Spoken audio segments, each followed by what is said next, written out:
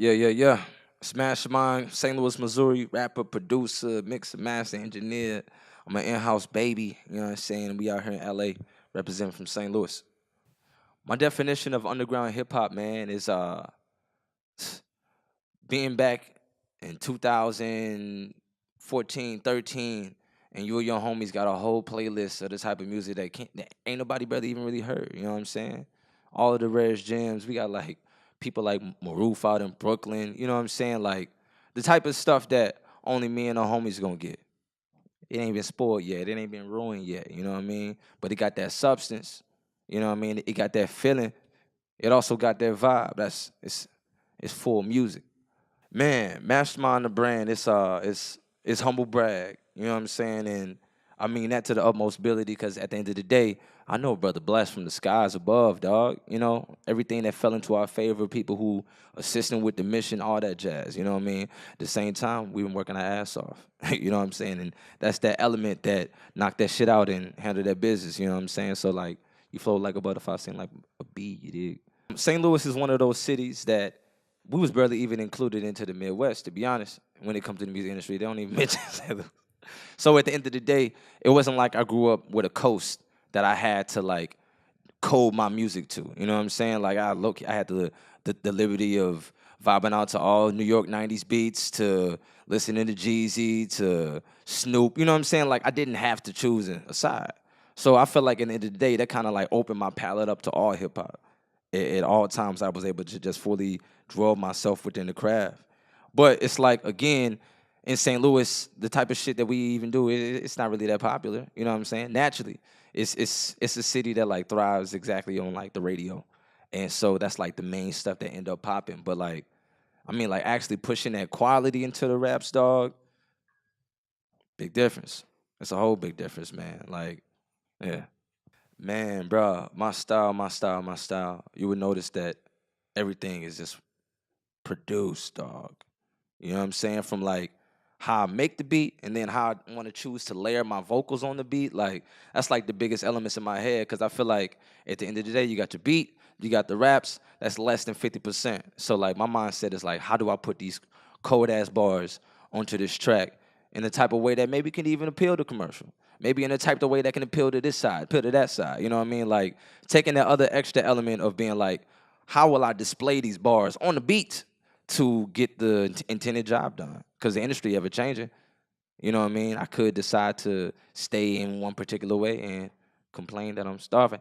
So I'm gonna be strategic with it and still be happy because I got some bars with it. Hell yeah. I am the pickiest motherfucker on earth when it come to making beats, dog. I will sit there and just wait till I find the right fucking sound. It just, you know what I mean? That's the biggest thing. When I'm in the studio, if I'm playing something or it's doing the vibe, if it don't do that instant maybe smile or like that, then nah, it's not happening, dog. Um, so it's pretty much like just always trying to make sure that I can craft that sound. And when I'm even if I'm attempting to fight within the commercial world, I bet you that my sense in the background of it is some type of shit that people ain't heard. Like that's the biggest element that I try to find. It's like, okay, if I gotta play the game, I'm still gonna play it my way. I'm gonna play with my signatures. I'm gonna do these detuned ass keys that sound like it came from a 404. You know what I'm saying? You wouldn't hear that on like an industry track. So try to add in my elements and then play the game, bring home that win. You know what I'm saying? But I like to keep a balance with like the shit that I was like madly in love with, and then the shit that I also keep a vibe with. So yeah, L.A. dog, L.A. man, this is it's a beautiful spot, bro. So many different elements from like the first time I stepped out here, we was on tour with my group M&Me, man, and like us coming from St. Louis, we ain't never seen a motherfucking beach in our life.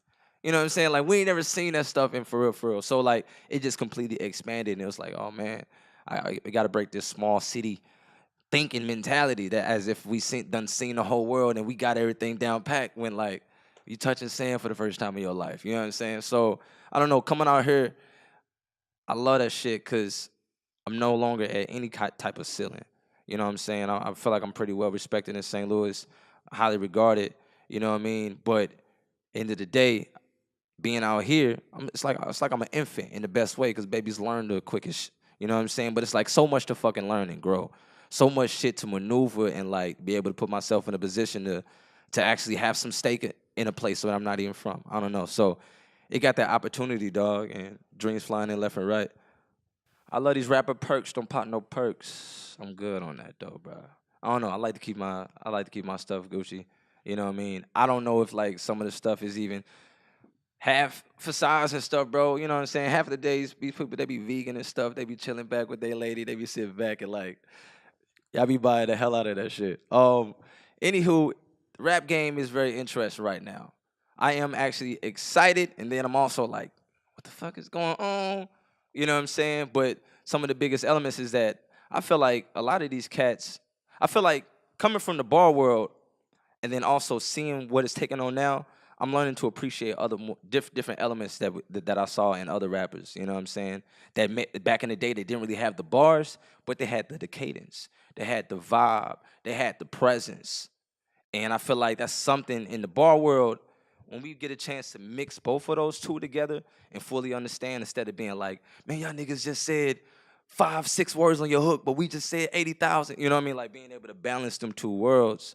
I feel like that's, I don't know. So when you got certain artists like JID who got the bars and who also understand the vibe, like that's why I'm like, oh yeah, hip hop, bro.